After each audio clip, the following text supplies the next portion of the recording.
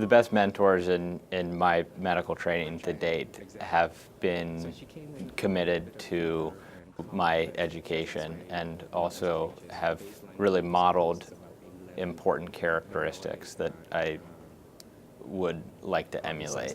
Besides those, we also did a virology to influence A and B in light of the recent swine stuff. So one of my mentors while at Dartmouth Medical School was Dr. Joe O'Donnell. On the first day we arrived here at medical school, a group of us was sitting in the back of Kellogg Auditorium, and Elmer Pfefferkorn came up to us and he knew every one of our names, even though we didn't know each other's names, and he knew more about us than I think we did, and it sort of set the tone for the place. When I was a medical student, we had Dr. Mosenthal. It was his first year, I think. He just showed up and volunteered, and you know, for the people who have never had a chance to meet him, the closest I can describe him is he's someone who looked and acted just like Colonel Potter on MASH. Medical school was a place where I wanted to go to have great academics, become a really great doctor, but I wanted to do it in a place where I could also learn how to be a person and have a life outside of medicine and doctoring. And what Dartmouth does is it takes people and says, you know, it's actually great if you're really smart and you're the best in your field in this, but really what's important is, you know, what the person feels like in the room and how good a doctor the patient thinks you are. At the end of the day, everything revolves around excellent patient care. And I think the faculty at DMS and in the legacy of Dr. Syvertsen really strive to make that an important point of the education.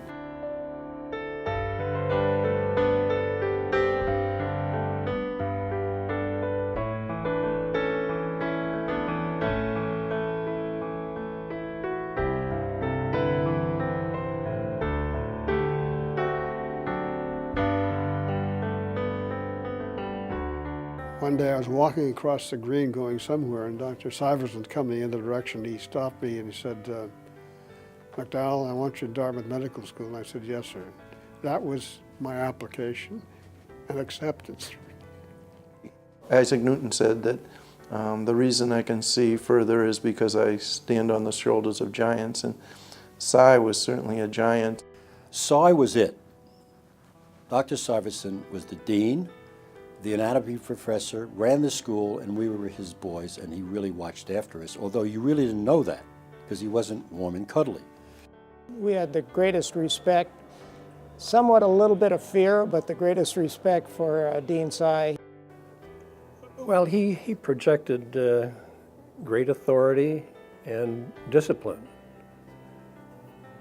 You were not allowed to have facial hair. He made it clear on the first day of class when you spoke with him that he wanted everybody to come to class in a presentable way, and he made the code of dress very clear.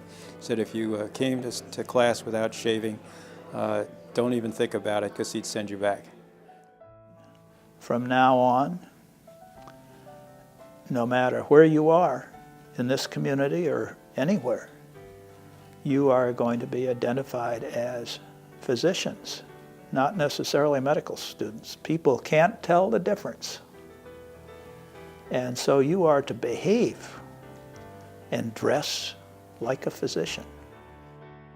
He would always have his head down, and you'd never really know if he was asleep or whether he was concentrating, but then he would ask some very insightful question like, where were you last night? I saw you down the street. Did you have a good beer or something like that? And you know, we just never really knew if he was around all those places or whether he just had an incredible network of spies, if you will. He just knew everything about every student all the time, and so it seems like, you know, there were no secrets in Dartmouth Medical School in Hanover at that time. And even in spite of that, they loved him, you know. Well, intrusive is a concept that starts about 1960. This was 1941 when I started. And no one ever considered that. You did what you're told. When Dartmouth Medical School is in operation, in session, there are 3 places you can be: in class, in Dick's house, the infirmary, or dead.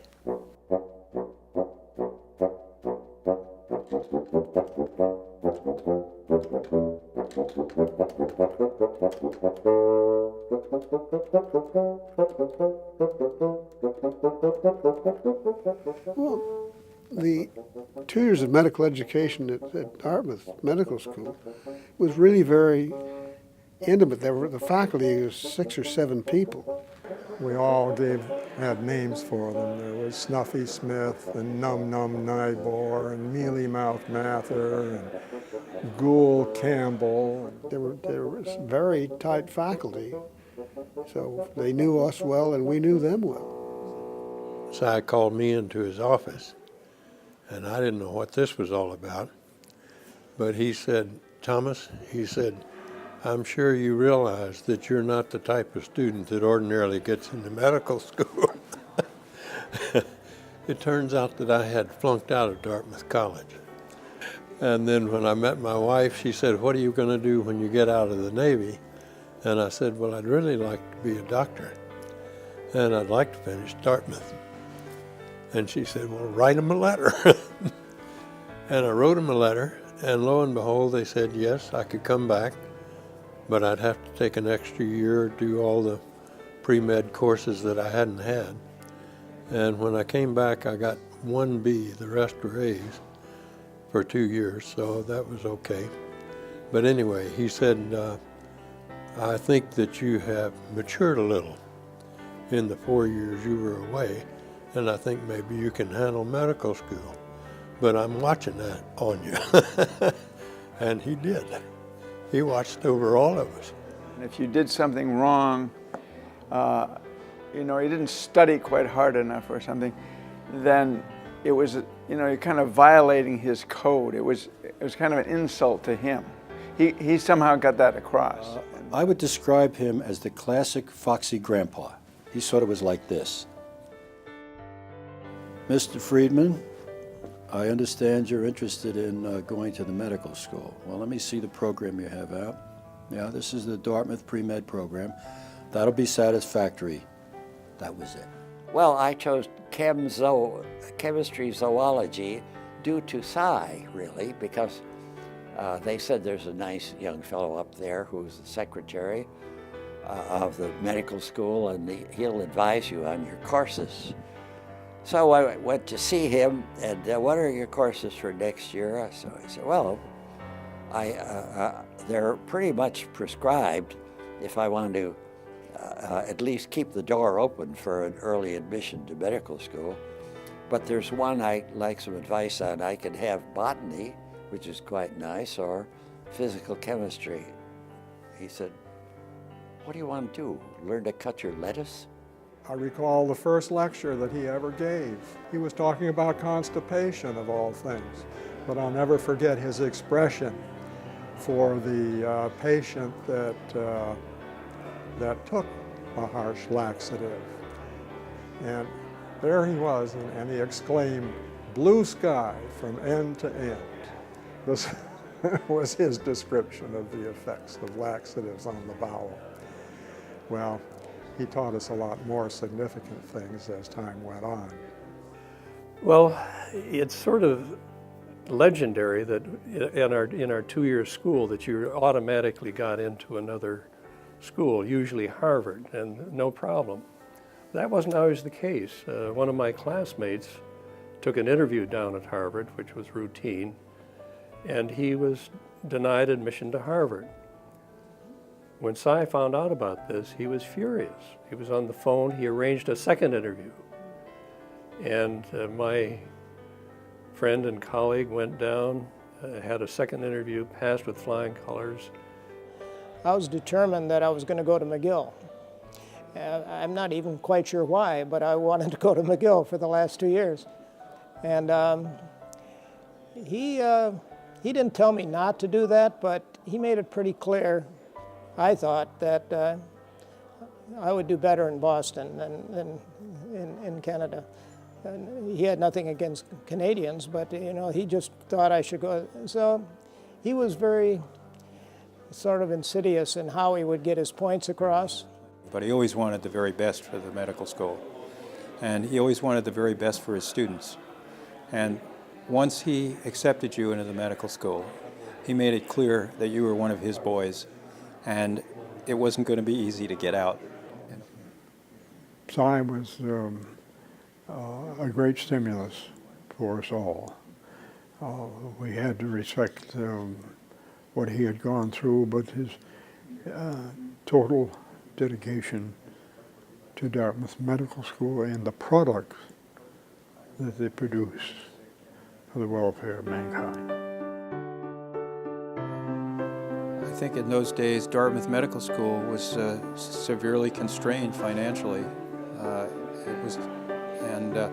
I think his vision was for something much greater. And it's too bad that he didn't live to see that. So you asked me about his vision. I can't remember him sharing any specific thing, but you just knew that he wanted Dartmouth to be as good as it could be. And I thought he was just a wonderful person.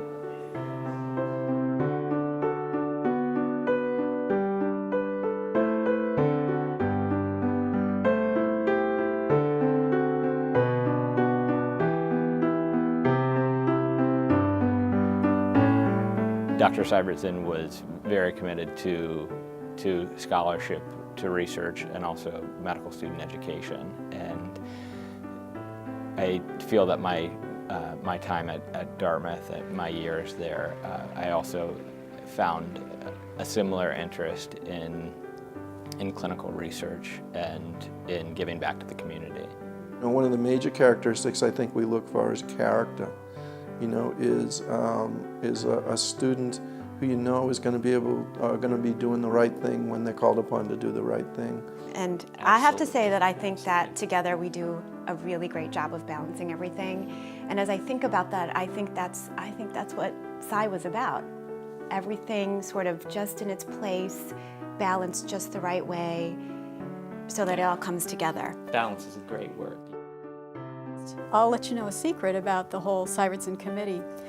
We really are so curious about what is it like to really be a student these days. We're being very voyeuristic. We just really want to get the student alone for half an hour to say, what's going on in school? What is it like now? And by singling out people that have certain qualities, it lets the rest of the institution know these are the things that seem to be really important, and let's all try and live these things. I think it's really important to always stay connected to Dartmouth, no matter how far away you travel, how crazy your life is, your family, your residency, then your practice, because it's important, I think, to go back and realize why you are the person you are, because you were formed at Dartmouth, basically. I will lift up Dr. Syvertsen as an inspiration, as a role model, and if all of us could live our lives keeping in mind that we can reach out and touch the younger generation. That mentoring is important, that advising and serving as a role model for others who are coming after you is important. Look at the legacy that Dr. Syvertsen left as a result of that. It honestly wasn't until I came back and sat on the Syvertsen committee. I was asked to come back as a guest, and that's where I started to realize how many of my own professors had been handpicked by Dr. Sy. Individual personal care that Syvertsen gave to every student that came through here in his era, and the love that the people that went through Dartmouth at that time have is something we want to preserve.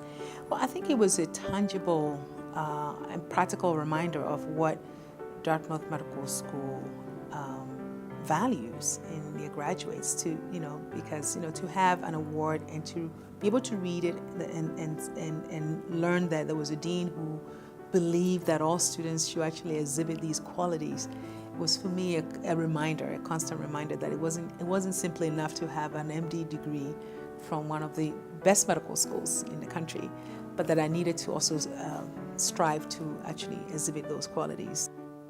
We owe a lot to Cy because I think, in his era, he sort of set the standards for the type of student that Dartmouth wanted and the type of education he wanted them to have here.